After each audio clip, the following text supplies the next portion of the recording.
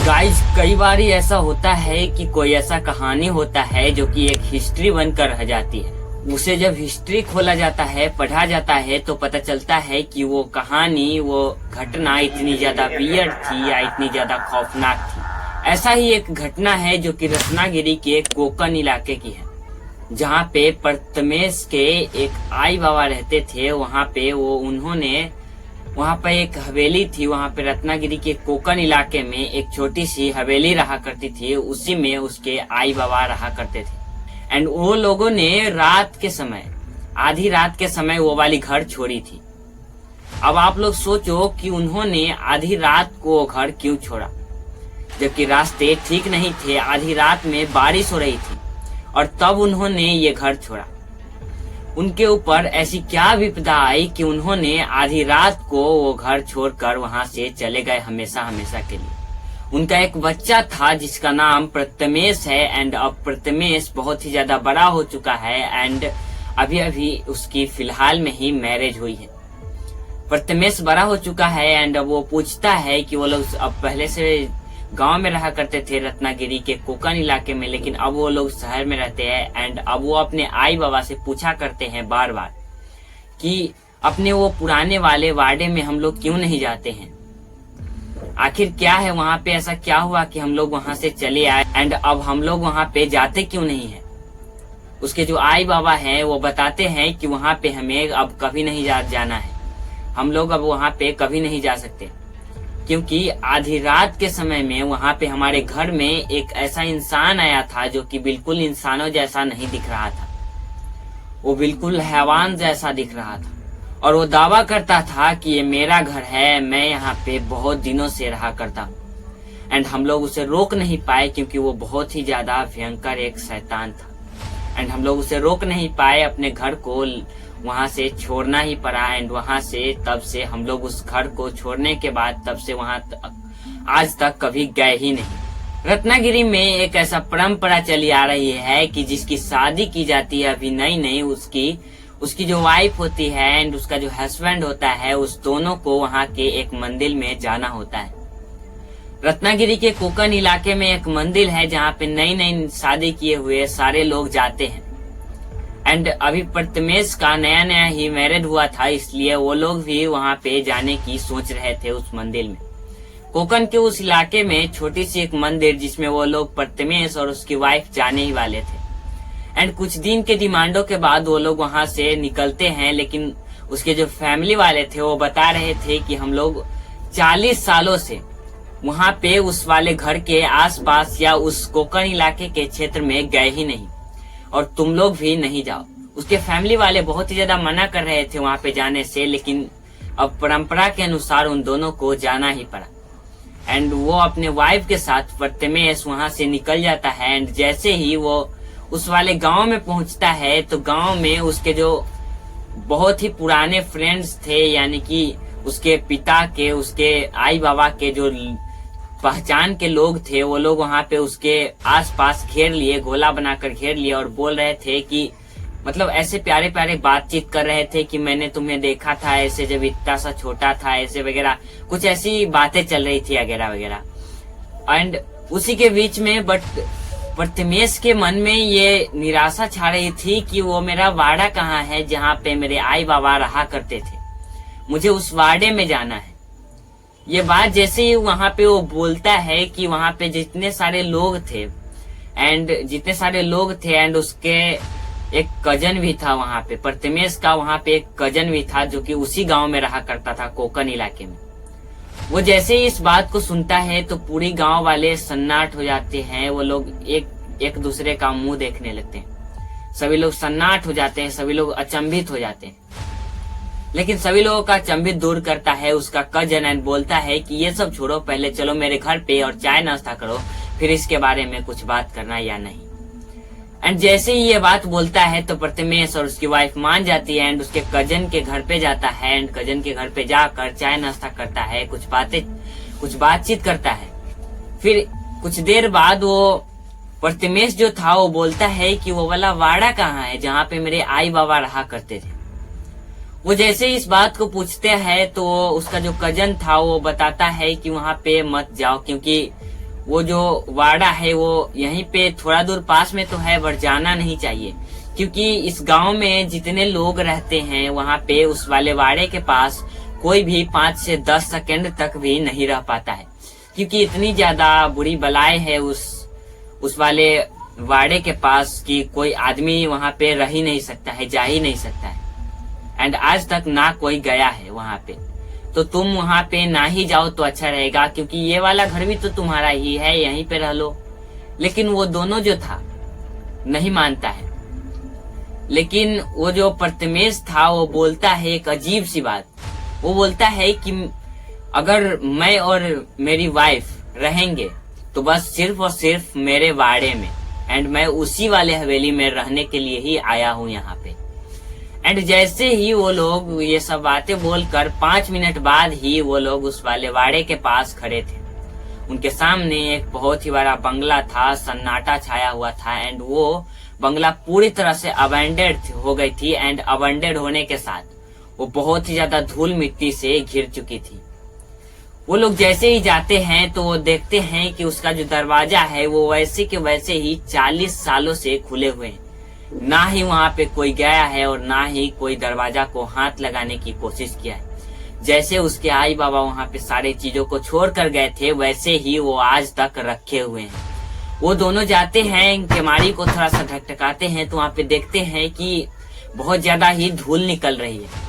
सारे रूम के अंदर से, दरवाजे से, सभी तरफ से धूल ही धूल निकल रहे हैं। वो जो प्रथमेश था वो अपनी वाइफ से बोलता है कि चलो तुम अंदर। एंड जैसे ही अंदर दोनों जाते हैं तो देखते हैं कि वहां पे जो किचन में खाना पड़ा हुआ है वो 40 सालों से वैसे ही पड़ा हुआ है। एंड वहां पे जेवर और पैसे भी वहीं पड़े हुए थे, क्योंकि वहां से 40 सालों के बीच में आज तक कोई उस घर में जाने की सोचा ही नहीं था। क्योंकि उसका कजन जो था वो बताया करता था कि इस वाले घर के अंदर कोई तो ऐसा रहता है जो मुझे दिखाई पड़ता है बार बार, एंड मुझे ही नहीं, यहाँ पे रहने वाले सारे लोगों को दिखाई पड़ता है। ऐसा लगता है कि वो मुझे देखकर हंस रहा है या वो किसी बाहर इंसान को ढूंढ रहा है या देख रहा है। लेकिन इस सब बातों को नहीं मानता था। वो सोचता था कि मैं इस सब बातों पे विश्वास नहीं करता, भूत प्रेतों पे, एंड उस घर में रहने के लिए चला गया था। वो अपनी वाइफ से बोलता है कि तुम यहाँ पे कुछ साफ सफाई कर सकती हो तो साफ सफाई करो, मैं बाहर से खाना लेकर आता हूँ। वो जैसे ही प्रथमेश वहां से बाहर निकलता है तो उसकी जो वाइफ थी वो उस घर की साफ सफाई में लग जाती है। बट गाइस उसे अभी बिल्कुल भी ये एहसास नहीं हो रहा था, एंड उसे ये वाली बात याद नहीं आ रही थी कि इस घर का ऐसा ऐसा इतिहास है। एंड उसकी जो वाइफ थी वो आराम से घर को साफ सफाई कर रही थी। एंड उधर दूसरी तरफ उसका हस्बैंड प्रथमेश बाहर जाकर खाने के लिए निकला हुआ था। लेकिन जैसे ही वो घर की साफ सफाई कर रही थी तो उसके बीच में ही उसे ऐसा कुछ लगता है कि उसके पीछे से कोई तो ऐसा गया है जो कि उसके पीछे से झट से निकला है। उसे ऐसा लगता है कि वो शायद प्रथमेश होगा, क्योंकि उसके एक छाया दिखाई पड़ती है। वो लगता है कि प्रथमेश ही है। इसलिए उसकी जो वाइफ थी वो बोलती है, उसकी वाइफ का नाम संध्या, एंड संध्या बोलती है कि आप आ गए। लेकिन उधर से कोई रिप्लाई नहीं आता। एंड कोई रिप्लाई नहीं आता तो फिर से संध्या पूछती है कि आप आ गए ना, लेकिन उधर से फिर भी कोई रिप्लाई नहीं आता। वो जैसे ही आगे जाकर एक रूम की तरफ देखती है तो वहां पे उस रूम के पंखे पे एक इंसान लटका हुआ था। एंड उस पंखे में लटके हुए इंसान का आंख खुला हुआ था, एंड वो बोल रहा था कि ये वाली घर मेरा है, एंड इस घर में मैं बहुत ही सालों से रह रहा हूँ। उसे ये सब देखकर बहुत ही ज्यादा अजीब सा लगता है। वो चिल्लाती हुई उस घर से भागने की कोशिश करती है संध्या, लेकिन संध्या देखती है कि वो जो उस घर का मेन गेट है वो अचानक से ही जोर के आवाज के साथ बंद हो जाता है। फिर कुछ देर में ही चिल्लाहट की आवाज आने लगती है। उस घर में संध्या जोर जोर से चिल्लाने लगती है।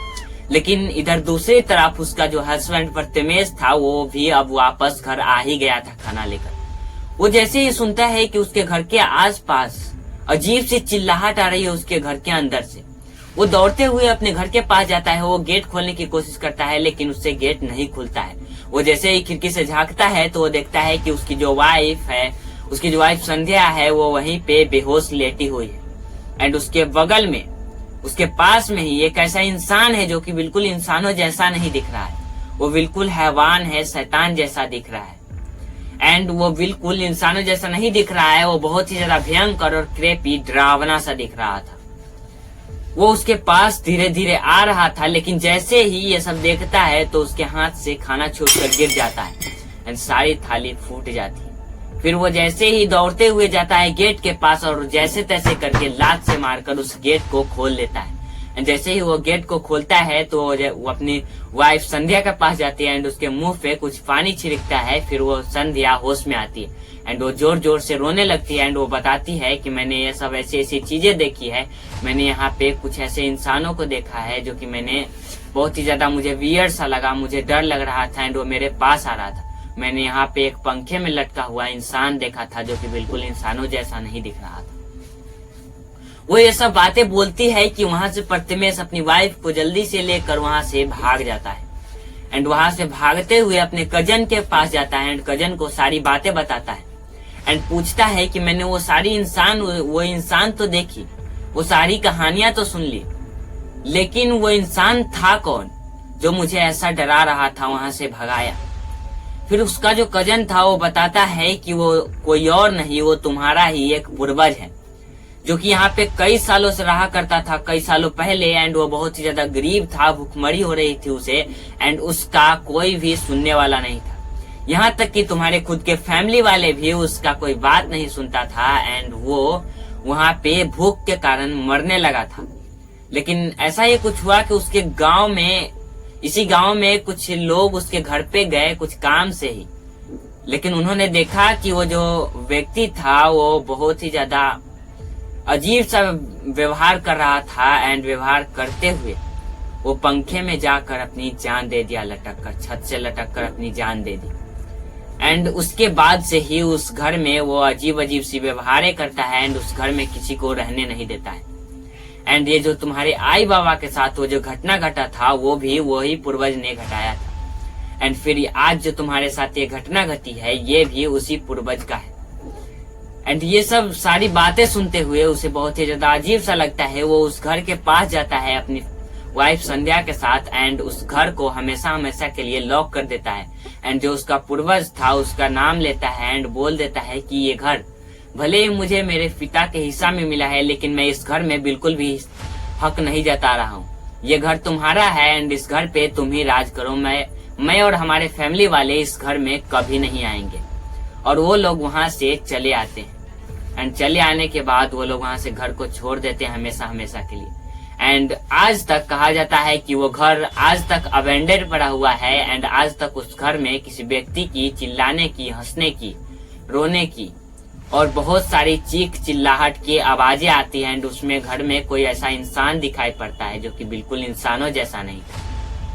एंड ये सब घटनाएं होने के बाद गाइस जब ये स्टोरी यहीं पे खत्म होती है, लेकिन इस स्टोरी को खत्म होने पे मैं बता देता हूँ एक ही बात कि उसका जो पूर्वज था वो मरते टाइम बहुत ही ज्यादा पागल सा हो चुका था एंड इसलिए वो लोग अपने पूर्वज को खुद नहीं पहचान रहे थे। एंड आप लोग ऐसा सोचते हो कि मरने के बाद इंसान अपने फैमिली वालों को पहचान लेते हैं, तो ऐसा बिल्कुल भी नहीं है।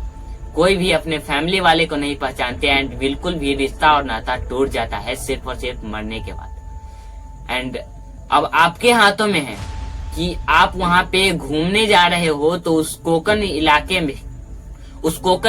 में कभी मत जाना, क्योंकि उस कोकन इलाके में आज भी वो अबेंडेड घर है एंड आज भी ये सारी घटनाएं होती है जो भी वहां पे जाता है। अब ये आपके हाथों में है कि आप उस घर का एक हिस्सा बनना चाहते हैं या आप उस घर से इस सारी चीजों से चौकन्ने रहना चाहते हैं। धन्यवाद।